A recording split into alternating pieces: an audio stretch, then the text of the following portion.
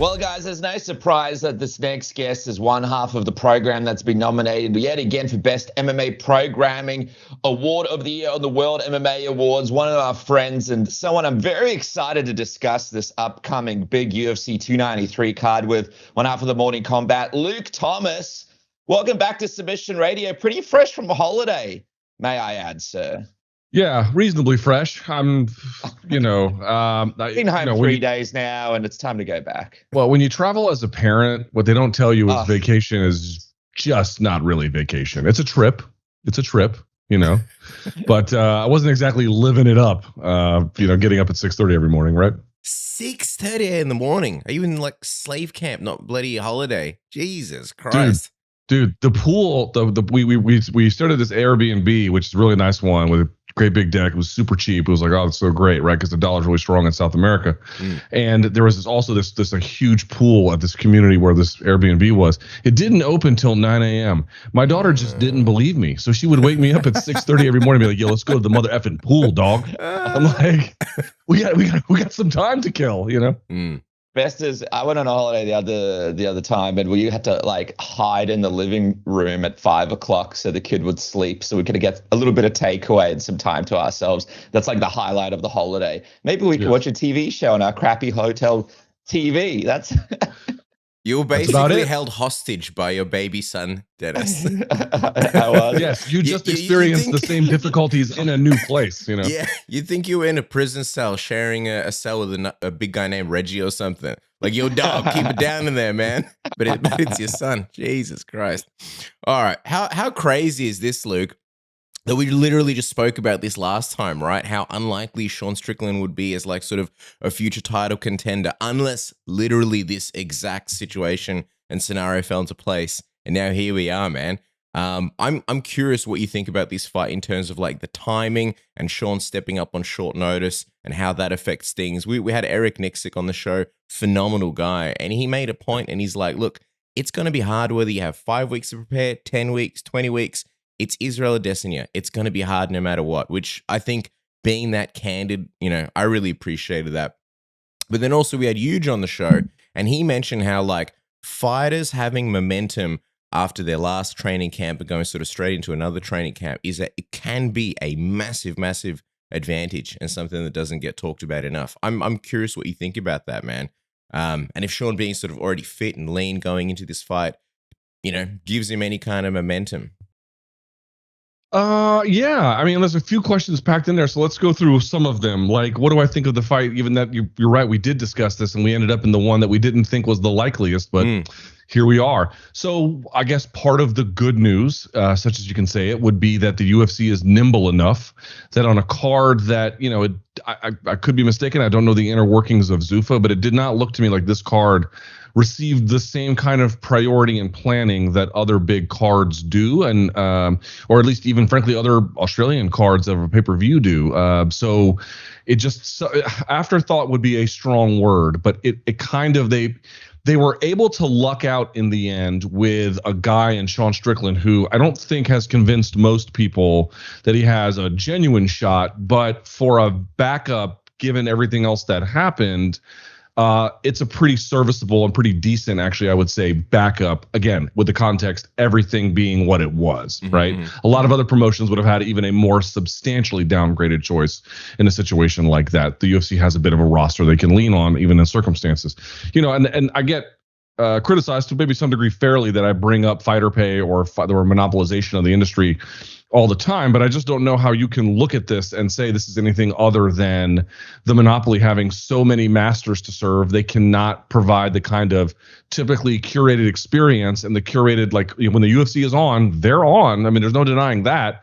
So it stands out, frankly, when they're kind of off, especially for a big market like Australia, especially for one of the more preeminent champions in Izzy, and especially for a moment in time. You talk about momentum. How about the momentum of Izzy, right? So this is a great time to capitalize on everything he's built as well. And it just did not feel like, at least from the North American perspective, it did not feel like they put a ton of priority on making sure that this event went off without a hitch. Now, that being said, in terms of what Eugene Bareman had to offer, I tend to defer to Eugene on a lot. He's got a lot of combat sports wisdom, and I really take that seriously. I mean, here's something to think about, right? So I've been spending much more of my time covering boxing, and we had 2 different big fights this year. Both of them made on Showtime Boxing, one of which was Tank Davis versus Ryan Garcia, and then in the other case, Errol Spence. Paul and Nate Diaz. Okay. Yeah, Jake Paul and Nate Diaz. That's right. Hey, did good traffic, but no. Okay. And the other one was, of course, Spence Crawford. What was the one key thing that a lot of boxing heads picked up on that maybe I didn't really realize in real time that was a big deal? They both cited that Bud Crawford, the winner, and Tank Davis, the winner, had basically tune-up fights in between. There was the Avanesian fight for Bud on the BLK Prime pay-per-view, which was a bit of a whatever, but it kept him in rotation. And on the same, Tank Davis fought here in my hometown against Hector Garcia and stayed fresh. Like, a guy like Sean Strickland isn't just always kind of in the gym and has a kind of style that he doesn't have to ramp up too much for. But to the point that Eugene is making, to the point that you're raising, here's the guy who's entering with, as Eugene put it, with a significant amount of momentum. With the Abus fight, everyone kind of clowned it. But dude, that was a tune-up fight.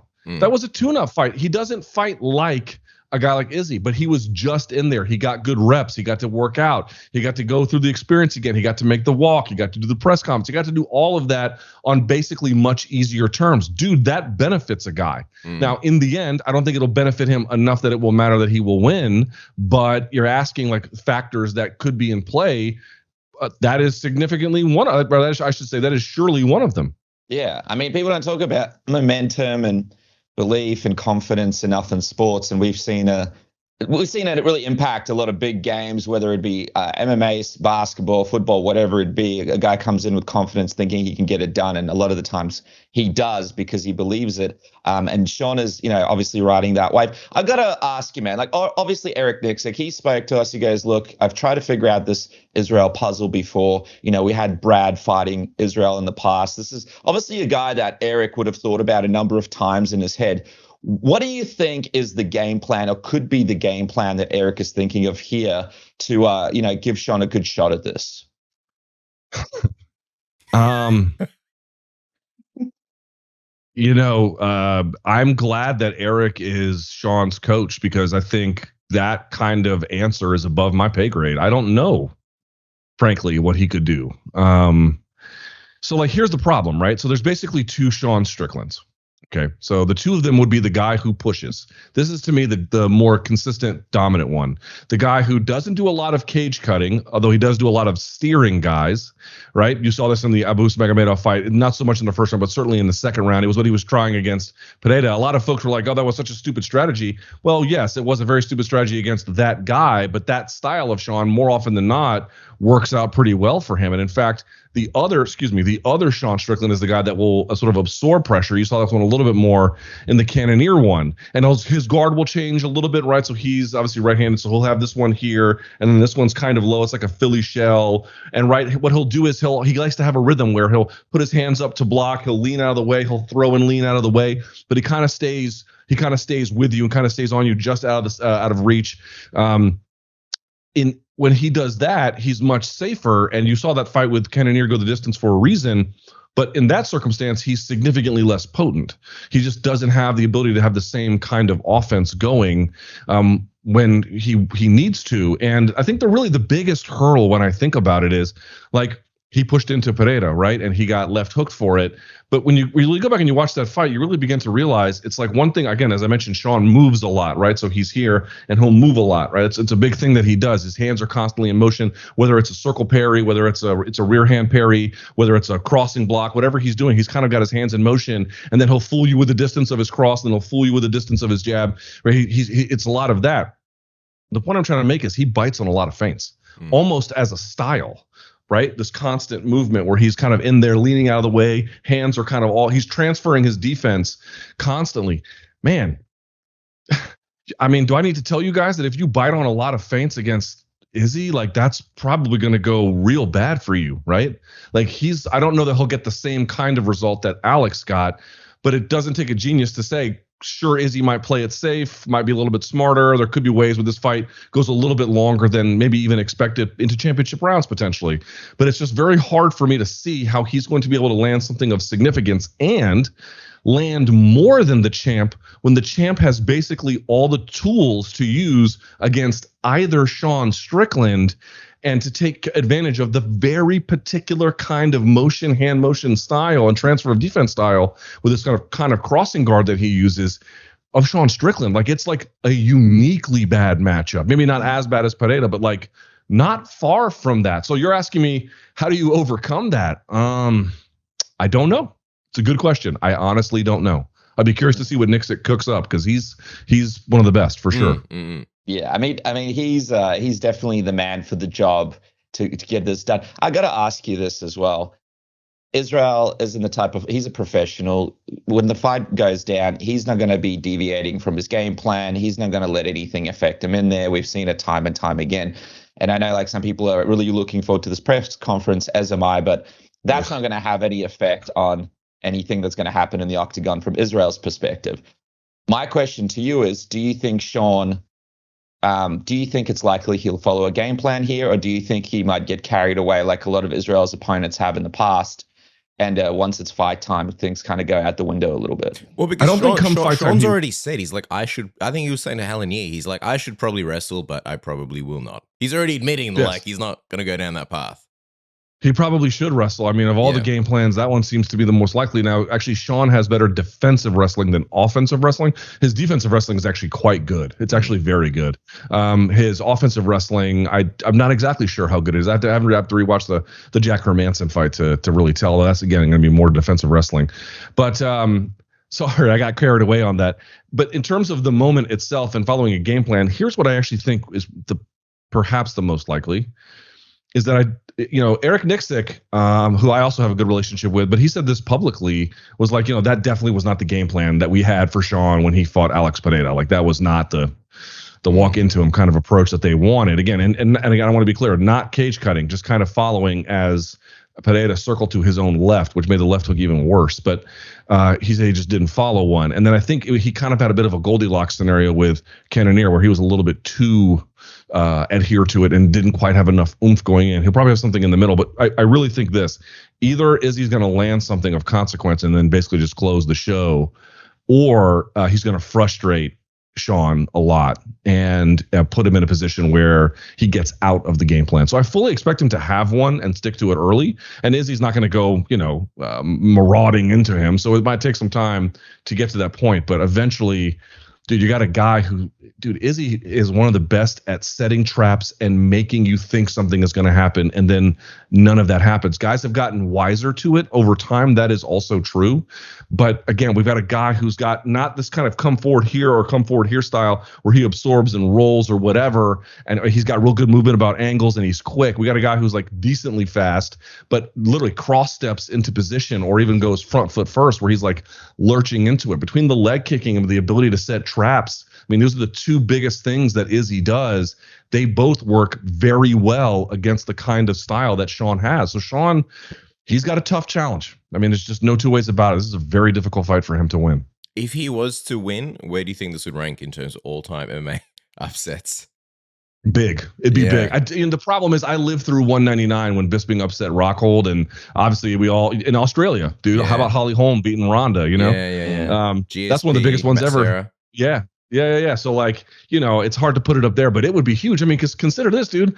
I think we all kind of thought after Pereira beat Izzy the first time in MMA, we're like, I don't know what's going to happen with his championship reign, or even getting back to it, because we saw him at 205. It didn't look like a good fit against Blachowicz. You couldn't close the door on it, but it wasn't a home run right out of the door, right? You can say that. Mm-hmm. And now you're like, well, what's going to happen with Pereira? But then he went back in there and figured it out for the final time. That's just miraculous to take him off of one of the most insane pedestals that a guy has put him. So I don't know how you guys feel in Australia, because it's going to be different, but I will tell you here in North America, I've felt that Izzy is popular for a really long time. And some of my colleagues have disagreed with me, saying, yes, he's certainly growing in that way, but he's not really there yet.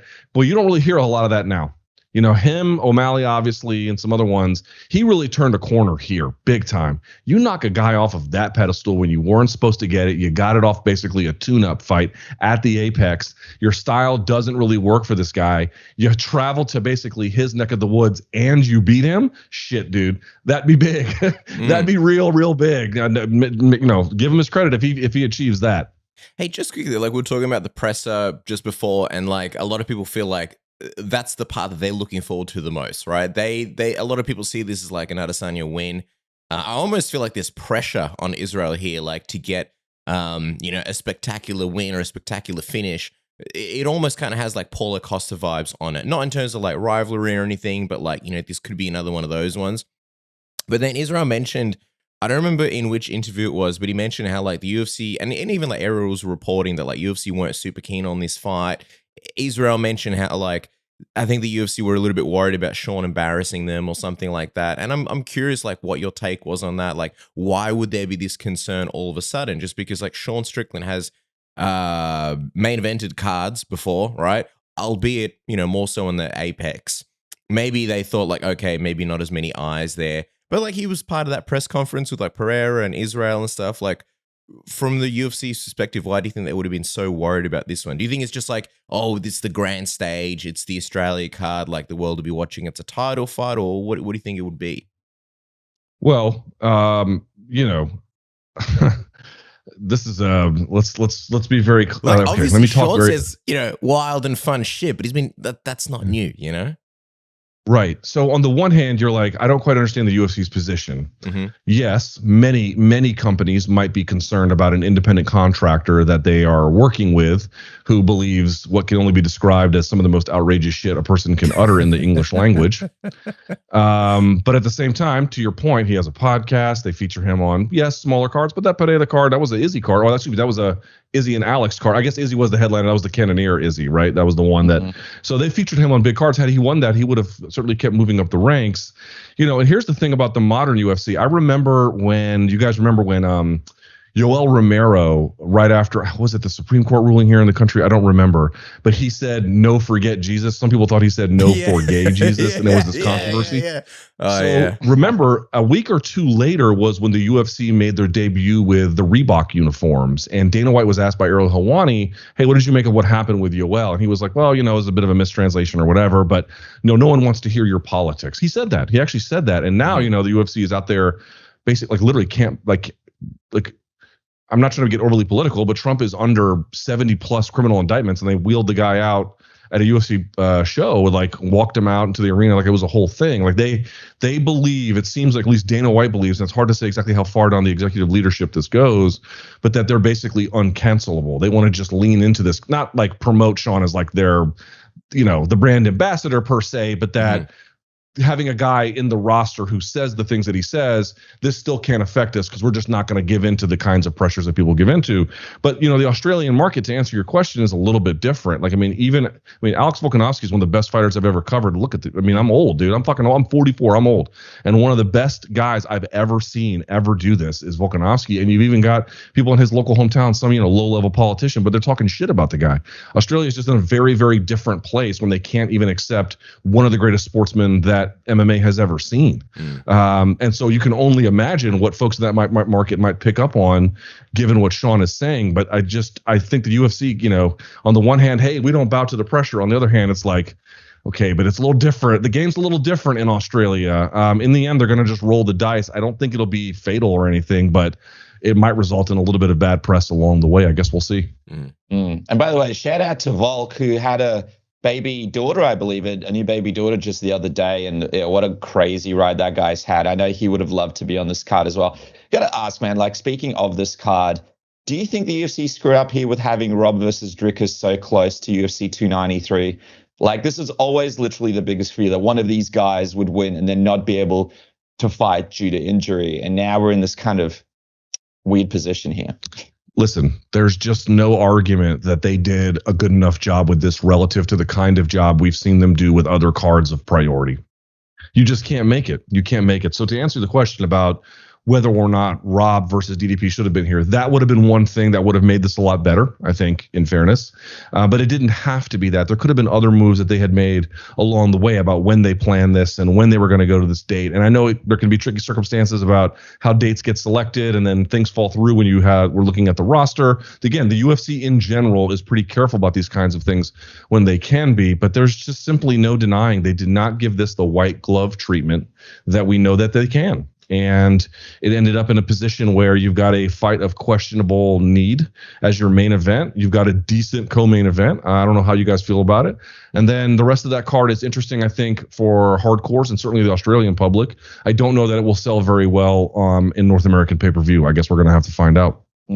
Just quickly on that, I think me and Kate, we're going over to Sydney and hopefully we get a chance to catch up with Rob himself and see how he's doing. But, what do you make of this weird position that he's in the division right now? Because it's like, this is a guy that's fought Izzy twice. Now he's lost to Dricus. It seems like there's going to be a bit of work for him to kind of make his way back up to a title shot. He's kind of beaten a lot of the top contenders in the division already. There's no doubt, though, that he's one of the best to ever do it at middleweight and arguably, right up there in the top 5 of the best middleweights that have done it. So it's like, but he's in this weird position. He's almost in this like weird vortex where it's like, what do you even do with the guy and where does he go next? He's the heir. I mean, there's been many heirs to this man, but he is in the long lineage of the Rich Franklins. The disparity between Rich Franklin and Anderson Silva was vast. The one between Izzy and Rob is not as significant, but in terms of what they represent in the division and where they are in their career, it is pretty similar. Like, what do you do when now again losing to Dricus also makes you wonder? Okay, well now you're down a peg even from that, right? So it's not even that comparison is a little bit too lofty in certain ways. I don't know is the answer. I think he might have to get creative with matchmaking. I don't know if he's ever at all ready to explore another fight at 170. I obviously, he moved on and had much better success at 185. But as we know, weight class change and reinvention can often, it's what Rich Franklin did. He had some epic fights at 205. I remember knocking out Chuck Liddell, having a fight against Forrest Griffin, had a knockdown drag out was the Henderson fight at 185? I can't remember anymore, but you get the idea. He certainly played with the levels there, and it kind of kept him relevant. And he had some losses, but he had some good wins too, even as he aged. But Franklin was like a real big middleweight, who could easily transition to 205, or at least relatively easily, be kind of somewhat on the smaller end, again, compared to Forrest Griffin. Rob is like a small middleweight. So I don't know to what extent 205 is really even doable. Although, would anyone say that division is like, fuck being stable? Is that division even like what's going on? I mean, there's good opportunities, right? There's some good opportunities, yeah. So, you're asking what's the path at 185? Difficulty. Difficulty is the path. I think he has to shake it up. Easier for me to say than for him to do. I certainly understand, but trying to just fight it out at 185. The trick is you have to get another big win. And then once you get a big win, you can convert that back to where you want to go. But you got to get something to get the people like, okay, let's get this going, right? Let's get this going. However he can do that, I think is really the clear goal. Yeah, gotcha, man, gotcha. Speaking of clear goals, and I'll keep this super quick, your clear goal should always be to be the best, absolute best version of yourself, the best man possible. Have a beard. No better way to do that than having a beard worth sitting on, or a face worth sitting on. And your friends, our friends, and your friends at Manscaped have you covered with the Beard Hedger Pro, the best beard trimming tool on the market. It's waterproof. It's got the 41mm titanium coated T-blade for a comfortable trim and blade durability. And my favorite part right here, the rotary zoom wheel with 20 precision length settings for a custom length trim. I used to have to jump in the shower with my previous shaver and have like all these different attachments so I can have different length beards, shorter on the sides, a little bit longer on the bottom. You're clicking them on, they're falling on the shower, you're picking them up. Beard hair going everywhere. No more with Manscaped's Beard Hedger Pro. It's the best. You have this little zoom wheel. It's got 20 different length settings, so you can have a custom beard trim, whatever you want. You can Get rid of all that ugly neck beard. Do whatever you want. It's waterproof. You do it in the shower. You bang it out. It's got a high-performing battery. And best of all, while you're in the shower, it just cleans itself, basically. You hold it under the water. Bang, you're done. You move on with your life. And then best of all, in the Beard Hedger Pro Kit, you get the Beard Hedger itself, the beard shampoo, beard conditioner, beard oil, beard balm, and free gifts, the beard brush, beard comb, beard scissors. That is more than enough for you to have the perfect beard you've always dreamed of. Isn't that right, Dennis? That's right, man. It feels so premium as well. I know Father's Day is right around the corner in our neck of the woods, and it might be a little bit too soon for you to actually get it in the doorway, but a little tip as always, you can buy it, you can print off a little picture or make a little reveal, and then get your father to experience it when it actually comes in the mail, because just opening up that toolkit, man, unbelievable experience. Get 20% off with code word submission at Manscaped now, and you also get free shipping as well. Jump on Manscaped. So many great things. Outside the beard hedge, you got the lawnmower 4.0 and all sorts of great devices that your father and the man in your life will love. Jump on it today and save some cash now with the code word submission. Yeah, even if the man in your life is yourself, treat yourself. Nobody better. Also, UFC 293, we're talking about it right now. Where are you watching it, right? If you're not lucky enough to go there, experience it live, be there in Sydney. If you are in any other part of the world, I was going to say if you're in Melbourne or anywhere in Australia, you might be in other parts of the world. Our good friends at Fans will have you covered. You got to find a venue to watch it, right? You want to go to the pub, the bar, some venue, but you want to know, all right, how many screens are there? Is there commentary? Is there Wi-Fi? Can we get food? What's the ratings like? Fans will have you covered. They'll help you find the best venue. I'll show you right now, right here.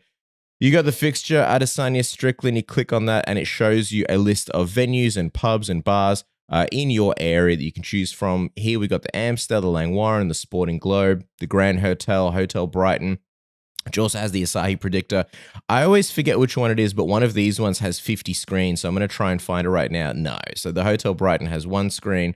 The Royal Oak, let's see what the Royal Oak is packing. 10 screens, commentary, serves food, Wi-Fi, garden, projector, outdoor screen. I like it, man. What about the Grand Hotel? I'm really keen on finding this 50 screen bad boy right here.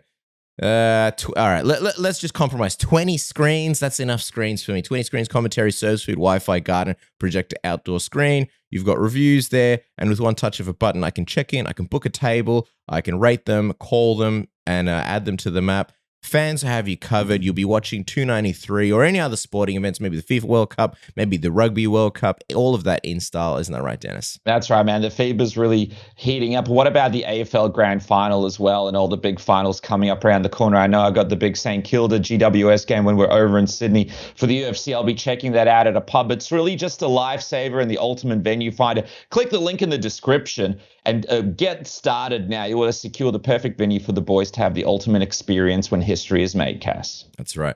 All right, Luke, just getting back to you, man. Appreciate your time. And now just one of the last things I want to cover with you just before we let you go. I wanted to get your take on this because we had the great Eugene Bareman on a couple of weeks ago, and like a lot was made of his comments regarding Dricus du Plessis and Dricus being injured and how basically like he missed his opportunity and now he goes back into the pool and, you know, he may have to fight again. And how what you was saying is like he shouldn't be confident that he's got the next shot, basically, because we were sort of looking at it from the perspective of like, so do you think Dricus would be next? Like, is that the next logical fight without looking too forward past Sean? And he said, look, you can't ever be confident that you're next, you know, in this UFC game, the way the UFC works. And I wonder what your take was on that. How much do you think it was just completely literal? How much of that was sort of gamesmanship, like the camp trying to send Dricus a message? And how much of it was simply you sort of pointing out the fact that, look, man, we've seen crazy shit happen in the UFC and it happens all the time, you know, welterweight with like Colby Covington numerous times, so many other title shots that you think this guy's going to get it, they don't get it. You got Paulo Costa and Hamzat sort of looming. Like, who would have thought Sean Strickland would be fighting Israel at UFC 293, you know? For Hamzat to potentially beat Paulo Costa and then maybe go in there and fight Israel next, that's entirely possible. And I know Israel mentioned the other day, speaking to Mike Bond, he's like, time waits for no man. And I don't know whether he was referring to Dricus or whether he was speaking about himself in terms of like, hey, I'm 34. There's things I want to do in this sport. What if I go to 205? And then for that reason, you know, Dricus doesn't get that next title shot. I'm just curious, like, how you took that from Huge. I took it like the latter, that, you know, it was incredibly triumphant for Izzy to win in beating Pereira in his last fight. I mean, just again, don't need to go over it. All of us saw it. It was monster moment. But it really creates some weirdness for UFC because it's like, well, dude, Izzy's beating all these fucking guys. I mean, I know the Dricus one is out there, but in general, like you look up and down that list, it's like, dude, there's not a lot of fresh matchups. Had Pereira won, there would be much more fresh matchups. It's like if Colby had beaten Kamaru when he had the chance, it would have created fresh matchups because Colby had done a lot of winning. Kamaru had done a lot of winning in that division. So he's kind of back to a weird place where it's like, okay, this was amazing moment. But, Sean Strickland, again, this is a fight of questionable need. I would put it that way, questionable need. And then, to your point about his age, I mean, Izzy is eccentric, but the last thing he is stupid. I mean, the very last thing he is stupid. He says things that I'm sure people like or don't like or believe or don't believe. But in terms of his clarity of purpose and his understanding of himself, there's not many ever like him in the fight game. So I took it like his time is limited in the sport, but more importantly, his time at middleweight is limited. I think he wants to definitely get another crack at 205. He's been getting progressively bigger and more filled out over the years. The last time I saw him in person was the time he lost to Pereira, the one when he had the fight in New York, I believe it was, or New Jersey, whatever place it was. So he, I think, is much more suited for a move now than he was when he fought against Blachowicz. There is something to be said for like, well, who knows? Because someone could get injured in training and then Dricus doesn't get his shot. And it could have been, then you have to go right to Hamzat or whatever. Yes, that's all in play too. But as a general rule, this isn't boxing. Like in boxing, if you interview like Derek James or you interview Bomac or you interview, you name it, Bob Santos, guys will tell you like, yeah, our guy's not going to take that fight. They have sway over the process. I have nothing but respectful things to say about Eugene Bareman. It's not personal to him or specific to him, but any coach, even one as tightly intertwined in the life of his fighter in the way that he is with Izzy, doesn't really have a significant degree of say over the process just because that's the way MMA works today. Now, if MMA changes and it gets more like boxing, then it will have significance. I'm just saying him being like, oh, well, we might not do it. I just don't believe between the management and the matchmakers in the UFC that kind of stand, if it came to it, would last. It has to be other factors that might steer the process in a different direction. Before we wrap, just want to quickly highlight this. So we've got Cam Roston. He's going to compete under Dana White Contender Series. And then UFC 293, CKB and Eugene Bareman, they'll be cornering 6 fights on the night. You got Shane Young, Blood Diamond, Carlos Ulberg, Kevin Juicette, Juicy Juicette, who we saw in Hicks, Tyson Pedro, and of course Israel. Man, I mean, they got Eternal MMA, I think, the night before. I'm pretty sure. They got Eternal MMA the night before. And we've seen gyms, but what people don't understand is we've seen gyms get their opportunity to sign fighters with the UFC, and we've seen it fail time and time and time again. And it almost feels like every year on year, CKB just keeps growing and growing. I mean, what do you make of this remarkable week that's coming up for the actual gym and Eugene Bareman, Luke? 6 fights in one night. He'll be there 50% of the time. That's insane. Yeah. And then they're not nothing fights. You got guys fighting for their job. You got Israel for the belt. It's insane. Yeah. Carlos Ulberg, who's on the cusp of being right in there as well in the mix at 205. Yep, no doubt about that. Certainly. Listen, I would say you're probably right to have concerns. I've seen coaches do upwards of 4. I've seen up to 4. 6 is a lot. 6 is a lot. And then, of course, the night before. But what's funny, too, is like I'll sometimes watch fights out of Australia, like boxing fights, and I'll be like, is that fucking Eugene Bareman in the corner with this dude? Yeah. He's everywhere. He's big in boxing. He's got heaps of great boxes, too. Yeah, you'll just randomly see him like, dude, this is what this guy does. This is what this guy does every week, every day. He lives it. He bleeds it. I don't think it's like the best idea to like have 6 and the night before. But the 2 things I would say is, one, if Izzy loses, I have a hard time seeing this being the reason. Your reasons are usually multi-factored, but because my point really is, if anybody can do it, it's him. I mean, I just don't think you guys know this, and I think a lot of your Australian and Kiwi fight fans know this. But like, again, for whatever it's worth, I've been interviewing coaches for a long time, dude. They don't come as smart as him very often. I mean, he is a master of his craft. He understands his students. They understand him. Everything is locked in. I'm not going to say rules with an iron fist, but he certainly gets the respect from his students quite visibly everywhere he goes. They listen to him as much as they need to, I think, in general. And his understanding of the fight game is like, I really believe he's ahead of his time. I think the fight game will catch up a little bit. Obviously, as he gets older and best practices get better, you can't hold on to whatever advantage you have in the fight game forever. But, make no mistake about it, dude. Eugene Bareman is ahead of his time. Now, in fairness, Eric Nixick, I think, is also just one of the very finest coaches that we have. So this is a battle of the Clash of the Titans. But you're asking, like, could someone do 6? I don't recommend it. But I feel like if I had to pick a guy out of a crowd of elite coaches who could be up for the challenge, Eugene Bareman would probably be at the top of that list. History in the making, man. This guy being able to do it, nothing short of extraordinary. Extraordinary like you, my friend Luke. Follow the man at Luke Thomas News. Sorry, L Thomas News on Twitter and Luke Thomas News on IG. Check out Morning Kombat and all of their phenomenal coverage leading into UFC. What time's your flight, Luke? What time are you getting off the plane so we can crack open the beers in Sydney? Oh yeah, right. I'll be there bright and bushy-tailed at 9 a.m. Yeah. I like this card. I'm flying down. Oh yeah, this was a big priority for me. Yeah. I wish you were, man. I wish you were. We'll postpone the beers for another card. Stay safe in the meantime, man. Don't forget to vote for the man as well. The awards. Yes. Congratulations. Yes, well deserved. Thanks, Luke. Lots of love, man. Bye.